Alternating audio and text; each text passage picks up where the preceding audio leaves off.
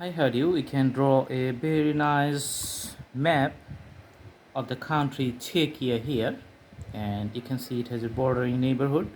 The Poland on this side, northern side Germany on the west side. In the south, it has a Austria border, and Slovakia on this corner. So it's a European country, and let's do the outlines of the borders. Usually, the borders of the country doesn't change unless there are special circumstances. So you have to memorize the usual outlines of the map of any country, and for this one you have to do a lot of practices.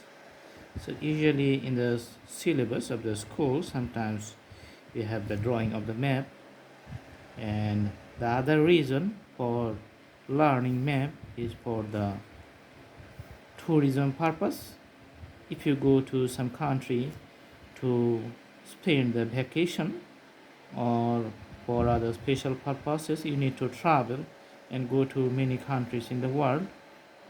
In that case, if you have a clear idea about the geographical locations and the demographic of that country, about the people, about the culture, then it will be easier for you, and the life is going to be easy. That's why we need to know some geographical informations. So you can see the usual outlines. Now I'm going to use this pastel color or crayon color, you can say, to denote the land area inside the borders. So that's how you can have a clear outlook of the map itself, which is going to look perfect. Okay, all right, so putting the here the colors, also going to put colors all over it. Okay, so most of the area is done. Now only few portions are left. Okay, and just putting it here.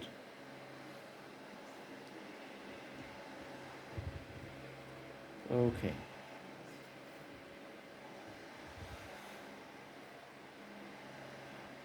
so these textures are a little bit rough, and that's good, no problem.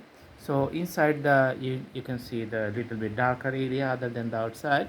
So this area is the usual map of the country of Czechia. So I hope you like it. Just do the practice according to this drawing, and thanks for watching. Have a good day.